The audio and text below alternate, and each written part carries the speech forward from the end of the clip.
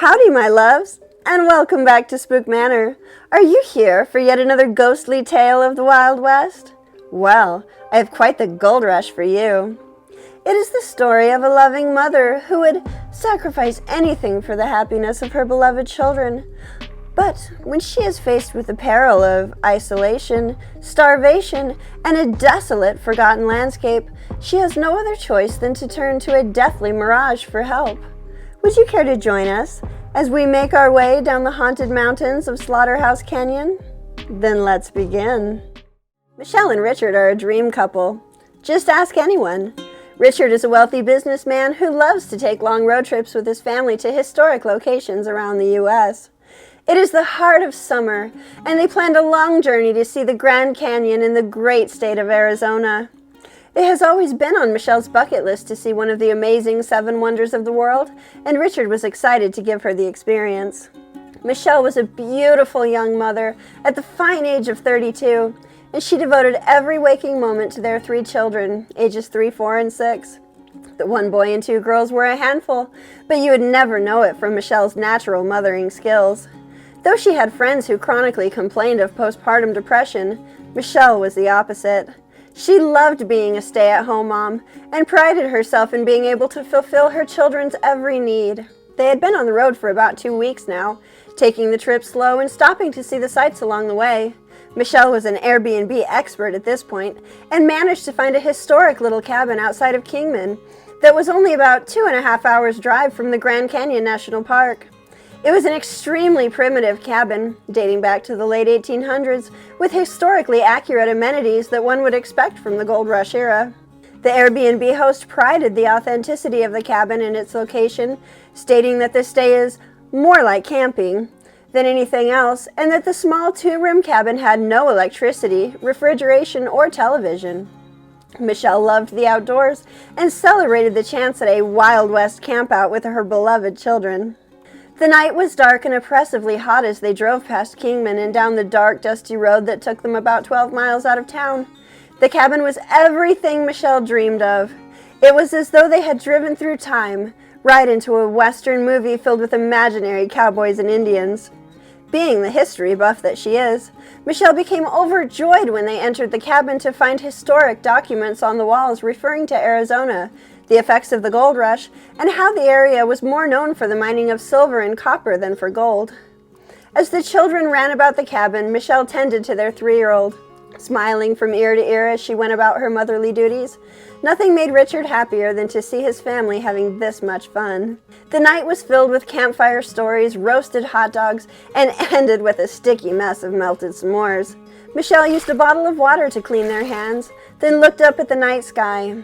It was overcast tonight, but the full moon was tomorrow night, and she prayed that the storm would pass quickly so that they would have a chance to see it before they left.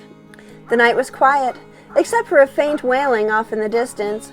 Richard reassured everyone that it was likely an animal, and there was nothing to worry about. Their camping supplies had run low, and without refrigeration it was challenging to keep food in this terrible heat. Richard decided that their best option was for him to return to the town of Kingman the next day and restock with some dry ice to keep their food and drinks cool. Richard kissed his loving wife and 3 children goodbye the next morning and left with the promise of a prompt return. As Michelle watched him drive off down the gravel road, she smiled and wondered to herself how she got so lucky. She spent the rest of the day playing with her little ones, collecting rocks and watching the wildlife. She ran about taking pictures of her kids as they were discovering the desert scenery. She turned her back for what seemed like only a second, and suddenly heard a gentle crying coming from behind one of the many surrounding hills. When she turned to look for her son, he was gone. She could hear him, though, crying and begging for food. Quickly, Michelle scooped up her 3-year-old and grabbed her daughter's hand to go in search of her son. She struggled through the sand and sharp rocks to reach the top of the hill. Michelle was both alarmed and excited to discover her son playing at the bottom of the hill, next to what appeared to be a river or flooded dry wash. Quickly she called out to him and told him to come away from the river until she was able to climb down there to be with him. When she finally reached him, she asked him if he was hungry already and why he wanted food again so soon after lunch. In typical 6-year-old fashion, Her son looked at her like she was crazy, stated flatly that he was not hungry, and ran off to play in the water. Michelle was confused by this and wondered to herself how she had misunderstood his cries. But he is smiling now, and that's all that matters. The water was moving quickly, though it was perfect for cooling down on this hot day. The children played by the edge of the river, and Michelle sat down to relax for a bit, while keeping an extra keen eye on her babies. It was then that she heard a woman's voice crying off in the distance that said, "What have I done? Oh, the guilt, the horror I've caused." Then Michelle noticed something out of the corner of her eye and glanced over to her left. She was sure she had seen a woman standing by the water crying, but when there was no one there, Michelle decided that the heat was probably getting to her. It was then that they returned to the cabin, knowing Richard would be back soon. Quickly, Michelle began to prepare for dinner to the best of her ability with so few of supplies. But Richard did not return. Hours had passed, and he was nowhere in sight. Michelle had tried to look for the town off in the distance while she was out with the children earlier that day, but couldn't manage to find it with the naked eye. And she wondered that evening if she could find her way back to town on her own if something had happened to Richard. Night was approaching, causing a beautiful desert sunset on the horizon in shades of purple and orange. The storm clouds off in the distance rumbled with flashes of green and white, while the breeze caressed the sand with a foreboding air. Michelle was becoming increasingly concerned. Richard always kept her up to date on any misgivings, and his odd silence left a heavy weight in the pit of her stomach. She felt foolish as she looked at her phone to find the battery was almost dead. She had taken so many pictures and videos throughout the day that there was little to no life left in it. And worse, there was no way for her to recharge it without their vehicle. Michelle did her best to get by that night.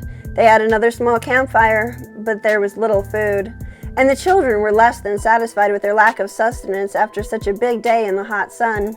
Michelle had no choice but to put them to bed early, and her youngest cried from the pains of hunger. This broke Michelle's heart, and it weighed heavily on her emotions. Quietly, she sat in an antique wooden chair, with only a kerosene lantern to light the small cabin. Michelle turned it down as low as possible before slowly falling into an uneasy sleep. Her dream began with her walking through the desert alone at night. Her pace was quick, fearing the native people would come to kill her, which was strange as she had never felt prejudice before. Animals dashed about in the darkness around her, and she could hear the cries and pleas of starvation from her children off in the distance. She was moving away from the river that was behind her and back towards the cabin, whose windows were lit up by candlelight. A thin woman's silhouette could be seen swinging something about inside the cabin, and she was screaming cries of guilt and shame as she went. Michelle began running with all her might, fearing for her children who were now frantically screaming for help from inside the cabin. As the woman swung down, Michelle heard the most blood-curdling cry, and she lunged forward out of her dream and onto the dusty hardwood floor. Her daughter had called out to her when a massive bolt of lightning had struck near the cabin window. The air was humid, heavy and oppressive as the clouds thundered ominously across the night sky. Quickly, Michelle ran over to her little girl and held her close. She prayed Richard was safe and that he would be returning in the morning. Again, Michelle fell asleep, and this time her dream was far worse. The terrifying scenes of her nightmare flashed with each violent lightning strike. Glimpses of a horror show. Blood stained the cabin walls. Then darkness. Another flash of the skeletal woman in a wedding dress would appear with an axe, and then darkness. The bodies of children were laid about the cabin. A flash of the bride, this time soaked in blood, and then darkness again. All the while, Michelle could hear the horrific screams from her children, begging the bride, their mother, to stop. And when the bride herself let out the most agonizing cry of all, Michelle woke up with a start. The storm was still raging hard as she looked out the window, still completely shaken from her dream. She feared falling back to sleep, terrified the nightmares would return. The hours were long, and the storm seemed to rage all through the night. When the sun finally came up, the storm subdued, and Michelle found sleep. But that didn't last long. Michelle waited impatiently for Richard to return, but oddly, he never did. Time passed, and the children begged for food again. Michelle still had nothing for them, and she became increasingly concerned. Days began to pass without Richard's return. Michelle expected the Airbnb host to check in on the place at some point, but he too never arrived. Out of desperation, Michelle managed to make food out of some of the local plants, but it was less than satisfactory, and the children began to cry incessantly, pleading and begging for more food. Michelle was beginning to panic. At least they had water from the river, but there was no telling how long it would last. As the days passed, the river began to shrink in size and intensity. It was challenging to know what day it was, as so many had passed without record. The heat drained their energy as the children continued to cry out for nourishment. Michelle made a makeshift calendar by scraping lines into one of the wooden walls with a small rustic knife. Counting the number of lines, she knew something had to be done, or her children would die from starvation. Michelle was exhausted. The lack of sustenance and sleep was affecting her mental state.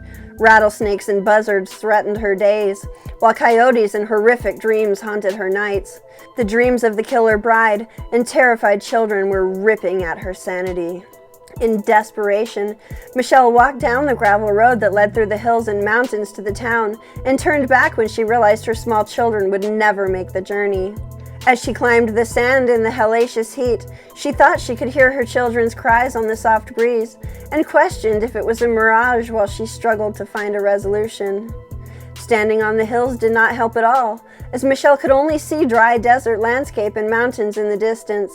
She knew she would never find her way to town without following the road. Upon her return, the children again cried for food. They had become so thin, and Michelle was lost on how many days had passed. Her 3-year-old was growing the weakest, and Michelle began thinking the inevitable. The children were in pain, and Michelle couldn't bear to see their suffering any longer.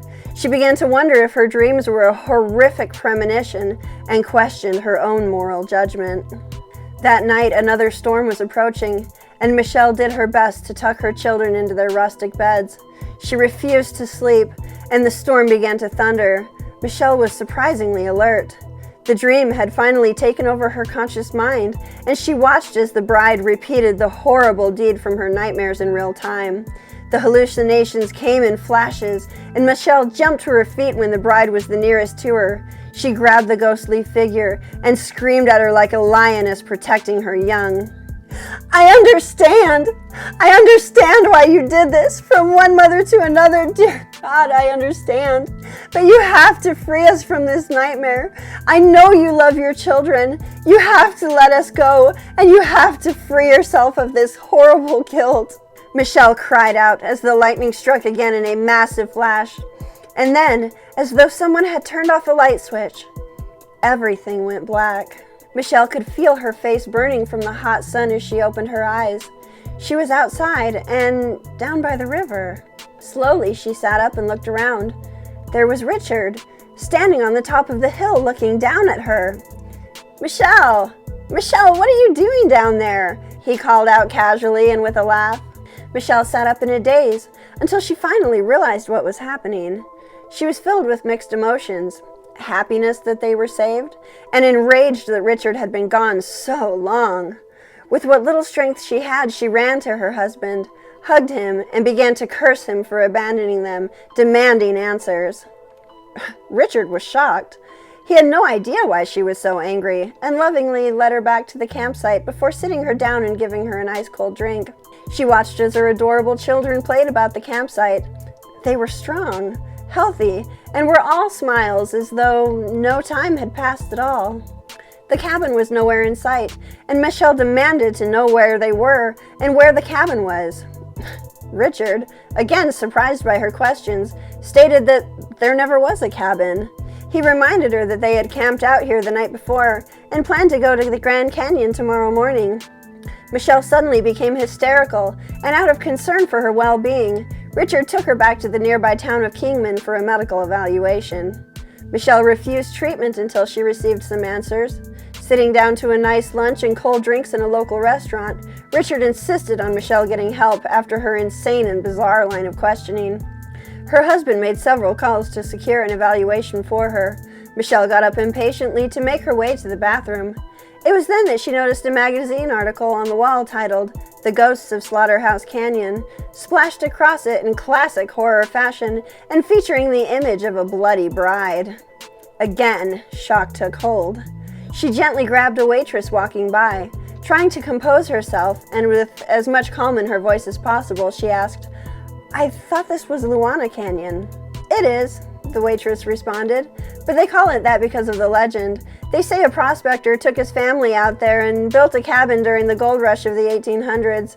He left one day to find food or gold or whatever, and never returned.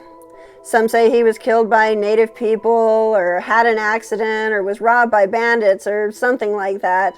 No one really knows. To save her children from the suffering of starvation, she pretty much just went insane, got into her wedding dress and killed them. They say she tossed her bodies into the river that same night, and then died at the river the next day. The canyon was originally named after the mother, Luana. But the scene at the cabin was so gruesome that they now call it Slaughterhouse Canyon." "Hope that answers your question, sweetie," the waitress finished with a smile before casually walking off. Michelle sat in silence as they drove to the Grand Canyon. She received the medical treatment and was flippantly diagnosed with heat stroke. Checking the app on her phone, the cabin on Airbnb she had booked was gone and appeared to have never existed. Utterly confused and with no proof to the contrary, Michelle had no choice but to concede to the realization that the horrific experience she had apparently never happened. Calculating the facts, she felt the best thing to do was simply to move on and never look back.